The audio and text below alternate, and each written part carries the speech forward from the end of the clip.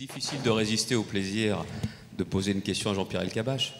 Ça m'était jamais arrivé auparavant. Mais vous savez que j'ai déjà la traque et la trouille. De répondre à ces questions, oui. De poser des questions, non. Si vous me tendez ce micro, monsieur le grand rabbin, il faut savoir que si vous me donnez la parole, c'est parce que je suis président de région. Ici. Parce oui, la réponse est oui. Région et que vous avez été interviewé par Jean-Pierre Elkabbach et que vous incarnez quelque chose qui nous touche. Je vais vous dire pourquoi. Si je vous dis cela, je vais livrer une confidence, une information. Si je suis président de région, l'homme qui est là porte une part de ma décision. Parce qu'à une époque, au moment où tout le monde disait que c'était impossible de l'emporter, que la candidate de l'extrême droite l'emporterait, ils ont été quelques-uns à me dire d'une certaine façon « osez ». C'était à Paris. Nous étions 3. Ma décision ne s'est pas faite seulement ce jour-là, mais elle s'est faite en grande partie au cours de discussions. Et donc cet homme-là m'a dit « osez ».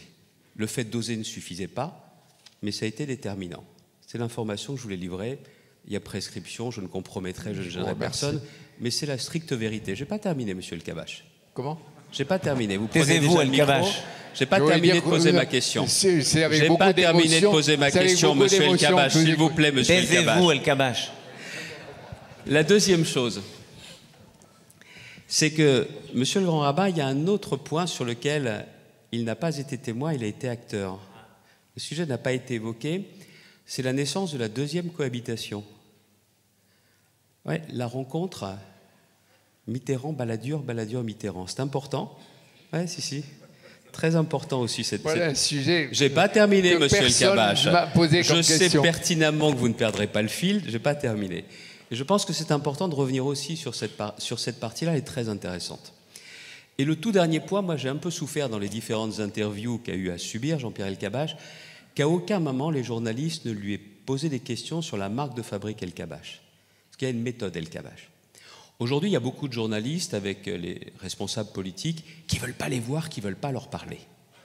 Lui, avant, il a besoin de parler.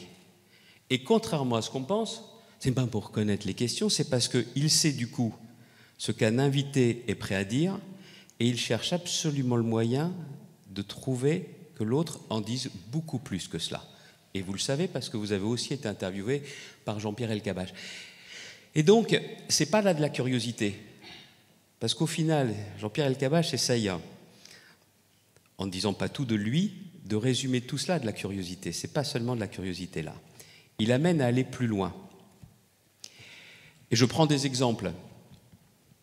Certains se souviennent certainement de la question de quelle couleur le mur. Vous n'avez pas honte, madame? Ou pourquoi ça ne marche pas avec vous? C'est-à-dire qu'il y a des formules qui ne sont pas là pour faire le buzz, contrairement à ce qu'on pense, mais qui sont là pour amener à déstabiliser l'invité, pour qu'il soit lui-même et qu'il aille beaucoup plus loin. C'est quoi exactement les ressorts de la méthode Elkabbach? Je ne sais pas s'il y a des journalistes dans cette salle, parce que je pense que c'est ça qui est important. Vous lui avez posé la question tout à l'heure. En qui vous vous reconnaissez? Il n'a pas répondu. Parce que je pense qu'il n'y a pas de réponse. C'est parce que ce qu'il y a avec ce livre, c'est le témoignage de ce qui est possible de faire.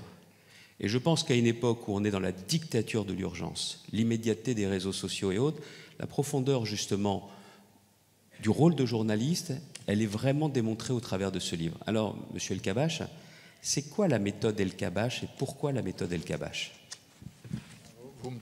Sans baratin, vous me touchez beaucoup.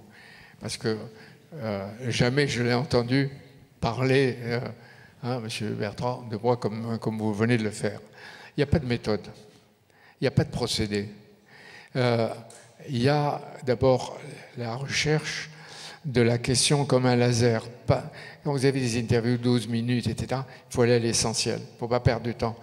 J'ai toujours respecté l'interlocuteur, même si je l'ai combattu. Vous avez dit Marine Le Pen, après les attentats, elle ne va pas manifester. Le lendemain matin, je l'ai en interview, je lui dis, vous n'avez pas honte? Elle me dit, quoi? Je n'ai pas honte? Bon.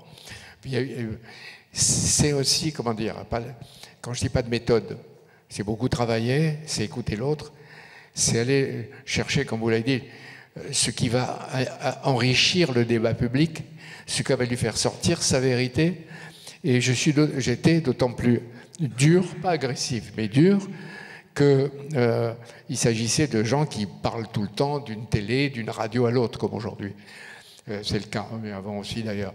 Et donc aller les chercher, mais avec beaucoup de gentillesse, parfois de tendresse avec quelqu'un, et de trouille même, pour pas que l'interlocuteur échoue quand il commence dans le métier. Quand il arrive, première interview de Gérald Darmanin, les premières interviews de François Baroin, les premières interviews, on va les accompagner, on va les chercher.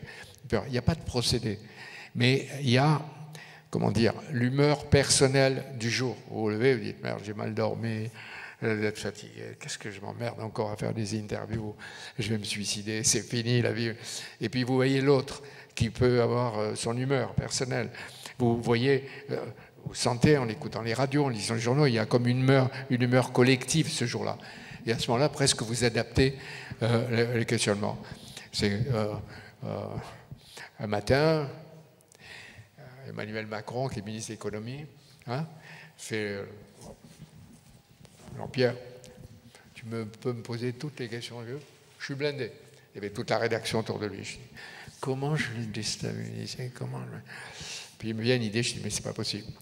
C'est la bagarre, est-ce qu'il allait se présenter aux élections? On va à l'antenne. Je dis, bonjour, monsieur le ministre. Je m'approche de lui comme une confidence et je lui dis, vous connaissez la rumeur d'Alésia? J'avais trouvé Alésia en allant vers le studio. Vous connaissez la rumeur d'Alésia? La rumeur d'Alésia? Non? Vous connaissez pas la rumeur? Brutus s'apprête à tuer César. Un blanc à l'antenne. Et là, il dit, non, j'ai deux loyautés. Il trouve, il est bon, il se rattrape. Et il dit la France, parce que la France, hein, comme moi je dirais la France, quand on est de l'autre côté de la Méditerranée, on aime la France. Mais lui, il aime la France. Même venant d'Amiens, hein, on aime la France aussi, comme nous les gens de l'autre côté. Et il dit la deuxième, c'est ma loyauté à l'égard de François Hollande. Je lui dois tout. Hollande, c'est machin, bon. Et Hollande. Alors je dis, mais alors si Hollande se présente, je vais au combat avec lui, je me bats avec lui, je serai fidèle, etc. 15 jours après, il présentait son parti. Et il était candidat. Bon. Et quelquefois, c'est ressorti. Mais je veux dire, chaque fois, on a essayé de trouver, mais il n'y a pas de procédé. Et vous m'avez fait faire une réflexion. Pourquoi je dis il n'y a pas... J'ose pas dire, mais il y a des imitateurs ou des gens qui croient m'imiter dans le questionnement. De plus en plus de garçons ou de filles commencent la première question. Vous avez l'heure, machin, en croyant être méchant. Mais moi, je ne le faisais pas méthodiquement. Mais ça pouvait être la troisième question où j'essayais de déstabiliser, ça peut être après. J'essayais d'enrichir. Et là, aujourd'hui, ceux et celles qui le font, c'est pour ça que je ne me surprenne pas, j'ose pas dire, mais m'imitent, mais à contre-temps ou à contre-champ. Et l'histoire de Balladur, je vais très vite. En revanche, ce qui est clair, c'est que vous êtes un bourreau de travail. Il n'y a jamais d'à peu près. Regardez aujourd'hui, par exemple, là, vous avez plus de 15 feuilles juste pour cette soirée. Moi, j'en ai une et demie. Pour essayer de vous dire de trois trucs. Balladur. Vous voulez que je vous réponde sur Balladur? Vous ne le savez pas. J'avais marqué Balladur, mais je me suis dit, je ne vais pas faire toute la droite, toute la gauche. Non, il ne faut pas le répéter en sortant, hein, parce que déjà que certains ne m'aiment pas s'ils entendent ça. Je voyais Mitterrand tout seul. Mitterrand, malade. Et je me disais, peut-être qu'il lui faut un Premier ministre qui ne l'emmerde pas et qui défende les intérêts de la France et qui est un bon technicien. En 88-89, après la défaite de Chirac, tout le monde est tombé sur Balladur en disant s'il a perdu, c'est la faute de ce type-là qui est en train de, avec son ton prétentieux, etc. Et Balladur m'a demandé de faire un livre avec lui. Je lui ai dit, je ne suis pas nègre, je n'ai pas l'habitude, etc. Mais il m'a dit non, vous m'interrogez. Je l'ai interrogé très librement. Et là, j'ai vu la mécanique intellectuelle du bonhomme et l'homme d'État. On avait 3 rendez-vous, le lundi, le mercredi. On finissait le lundi, le mercredi, quand j'arrivais, il y avait le texte du lundi déjà souligné, arrangé, définitif. Mercredi, on a fait le livre très vite. Et bon, Balladur. Et je voyais Balladur assez régulièrement. Il était dans l'opposition, il me disait venez. Et un jour, j'ai dit à François Mitterrand, il y en a un là, peut-être que il peut vous intéresser. J'ai dit, baladure. L'autre fois, une fois après, j'ai dit, baladure. Il me dit, mais vous n'avez rien compris à la politique. Balladur n'est que le tremplin, le marchepied de Chirac. Il veut favoriser Chirac. Moi, je dis, je ne crois pas, parce que je voyais l'autre agir. Bon, finalement, Mitterrand me dit encore, alors, comment va votre... Une fois, il m'a dit ça. Comment va votre Balladur? Je dis, non, c'est pas mon Balladur. Un jour, ça va être votre Balladur. J'étais quelquefois insolent avec lui quand il n'y avait personne. Et finalement, peu à peu, lui et Pilance ont fait l'idée que peut-être, pourquoi pas. D'autant plus que quelqu'un était venu, je ne donne pas le nom, le voir pour proposer Valéry Giscard d'Estaing. Quelques-uns d'autres sont venus dire Raymond Barre. Quand on lui a dit Giscard d'Estaing, il me dit, moi, vous ne voyez pas, et que je double pâte et patachon devant les Français après un temps de temps. Bon, c'est des choses que je raconte parce que je les ai vécues. Et bon, à un moment, après j'arrête là-dessus, Chirac dit dans des meetings à Brest, si Mitterrand est battu, il faudra qu'il parte. On ne cohabite plus avec lui, il faut qu'il s'en aille. Ça suffit, il nous emmerde, dehors. Et Mitterrand dit, vous voyez, vos amis, je ne suis pas mes amis, mais vous voyez, amis, il faut voir. On va voir si Balladur se démarque. Et Balladur se démarque. Il fait son interview, il fait son article dans Le Monde, je crois. Ouais, sur la cohabitation. Sur la cohabitation. C'était avant. Et donc, Balladur se démarque. Et le jour de deuxième tour de l'élection, il va y avoir un commentaire qui va être fait. Et Mitterrand, je parlais, il m'appelait, je plais. Bon. Pour moi, c'était formidable, c'est comme si je parlais avec Richelieu. C'était où l'histoire qui se racontait. C'était plutôt Mazarin, mais bon, c'est pas grave. Hein? Quoi? C'était plutôt Mazarin. Les deux, Richelieu aussi. Enfin, les deux, Mazarin pour le pognon, oui, sans doute. Et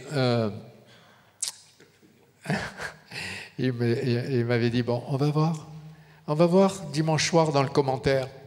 On va voir ce qu'ils vont dire. Et Balladur m'invite à venir prendre un café à 11h chez lui le jour même. Je dis, pourquoi? Je ne sais pas, je suis là. Et il me dit, vous savez, j'ai fait déjà tout mon gouvernement. Il n'avait pas gagné, perdu, etc. C'est vrai, mais il avait déjà préparé. Et la seule personne qui hésite encore, je ne sais pas comment la convaincre, c'est Simone Veil. Je voudrais qu'elle soit ministre. Je crois qu'elle ne veut pas, mais j'ai essayé. Alors qu'il n'y avait même pas eu le deuxième tour d'élection. Il se préparait. Et pour la déclaration du soir, il appelle devant moi Chirac. Je lui dis, vous permettez, vous voulez que je sorte? Non. Allô, Jacques? Alors, qu'est-ce que vous allez dire ce soir? Il dit, c'est pas moi, c'est Jacques Toubon, qui est le chef du parti, qui va venir. Ah, et qu'est-ce qu'il va dire? Lisez-moi le texte. Et Chirac lui lit le texte. Ah oui. Eh bien, redites-le. Vous ne pouvez pas enlever cette formule, vous mettez celle-là, vous mettez celle-là. Il change complètement le texte. Et le soir, Toubon est tout gentil pour Mitterrand. Le résultat, le lendemain matin, c'est Balladur qui va être choisi, le lendemain après-midi, Balladur choisi comme Premier ministre. Je voudrais que la salle pose encore au moins 2 questions, pour qu'on arrête à 30 pile poil. Je veux dire, parmi les bagarres que je veux mener aujourd'hui, c'est l'Iran. Il faut continuer à déturbaniser les salopards qui sont au pouvoir. Il faut aider les jeunes. Oui, et les femmes aussi. Il y a le patron de la police qui est derrière, et le préfet peu importe. Doucement. Il faut aider les malheureuses qui sont sous le joug des talibans. Oui. Il faut essayer aussi, monsieur le grand rabbin, parce que vous parlez du judaïsme. Les talibans, ils ne sont pas en Iran, Jean-Pierre. Qui? Les talibans, ils ne sont pas en Iran. J'ai dit en Afghanistan. Soyez précis. Je viens de dire, vous n'avez pas écouté. Bon, si j'ai écouté. Vous êtes en train de dire dans combien de temps il va se taire celui-là? Non, je ne veux pas qu'il se taise. Je veux juste que vous répondiez à la question essentielle que j'ai préparée depuis le début. Jean-Pierre, dites-nous juste 3 mots sur la personne merveilleuse qui figure dans la 4e de couverture de votre livre. Je le dirai volontiers. Maintenant. Jean-Pierre, maintenant. Vous savez pourquoi? Il sent que je vais parler d'un sujet qui l'ennuie. Mais vous m'avez parlé de judaïsme, si je peux me permettre de dire. Oui. Le judaïsme, ce ne sont pas les violences actuelles des colons d'Israël. Tant de familles en Israël qui pleurent leurs morts, leurs frères, leurs pères, etc. c'est pas le judaïsme de réclamer aujourd'hui le rétablissement de la peine de mort. Je ne vous demande pas votre avis, bon, je vous donne le mien. Et ici, parce que... On se bat depuis tellement d'années, Jean-Pierre, contre la peine de mort, nulle part on peut valoriser la peine de mort. Et j'ai une bonne nouvelle, Jean-Pierre. Pardon. Le Talmud dit, un tribunal rabbinique qui exécuterait quelqu'un une fois tous les 70 ans serait un tribunal d'assassins. Donc la peine de mort n'a jamais été la panacée dans le judaïsme. Eh bien, c'est très bien. Il faudra le dire, monsieur Benjadaou. Il faut le dire aux colons qui sont allés incendier des villages. Bien sûr, il y a le côté tragique des attentats des terroristes palestiniens qui sont insupportables, dramatiques et qu'il faut punir. Mais est-ce que c'est bien d'aller incendier tout un village, de créer des morts et après d'aller danser de joie sur les cendres, les dégâts et les blessures? Est-ce que c'est bien? Moi, j'ai un immense respect et une immense admiration pour des gens comme Serge et Beat Klarsfeld, comme Claude Lanzmann, qui a fait la Shoah. Mais je ne peux pas, moi, juif, me retrouver, même si je suis athée, je ne peux pas me retrouver. De là où il s'est mis en colère contre vous. Qui? Claude Lanzmann. De là où il s'est mis en colère, vous avez dit qu'il a fait la Shoah. Ah oui, il n'a pas fait la Shoah. Il dit c'est Hitler qui a fait la Shoah. C'est les nazis qui ont fait la Shoah, il vous l'a dit une fois. Ouais, il a fait le film. C'est pas moi qui ai fait la Shoah. Moi j'ai fait la Shoah, c'est Hitler qui a fait la Shoah. Voilà. Bon, ça c'est vrai. Mais tout ça, vous ne m'avez pas répondu sur Nicole. Je vais répondre. Tout ça, je les admire. Et je redirai, monsieur le Grand, si j'ai un credo. La démocratie, oui. L'autocratie, non. La théocratie, archi non. Qu'elle soit en Arabie Saoudite, qu'elle soit en Iran, qu'elle soit dans les pays du Golfe, qu'elle soit en Afghanistan, qu'elle soit en Israël, la théocratie, non. C'est une conviction. C'est une conviction personnelle. Et pardon si j'en choque. Mais je veux que vous preniez avec vous le fait qu'un juif ne peut pas accepter certaines tragédies qui nous mettent les mains pleines de sang, ce qui ne veut pas dire ne pas poursuivre jusqu'au bout le terrorisme des Palestiniens. Bref, et je ne vais pas développer. Et Nicole? Alors, Nicole Avril est écrivain, c'est ma femme. Je l'admire comme écrivain. Comme elle n'aime pas les mondanités, le monde, elle a toujours refusé dans l'Académie Goncourt d'entrer à l'Académie française, etc. C'est un grand écrivain, et pas parce qu'elle est ma femme, c'est un homme du livre qui le dit. Et je dis, je ne sais pas comment vous dire, je l'ai connue en 72. Je suis toujours marié avec elle. Et j'ai dit dans le livre, moi, je dis, moi c'est elle, et elle c'est elle. On comprend ce que c'est, ce que ça veut dire. J'exagère un peu, mais c'est un peu ça. Mais pour finir, je voudrais dire, simplement, si vous permettez, pour les jeunes, parce que le livre, je l'ai fait aussi pour les jeunes, de différents endroits, les jeunes juifs, les jeunes des banlieues, etc. J'aurais dit, tout est possible. Même les rêves et les ambitions les plus inespérées peuvent se réaliser. Et je citais tout à l'heure Shimon Peres, j'en suis convaincu. Nicole Avril, que j'ai connue en la faisant descendre d'un bus par hasard, etc. Elle dit, il faut savoir descendre de l'autobus ou du bus.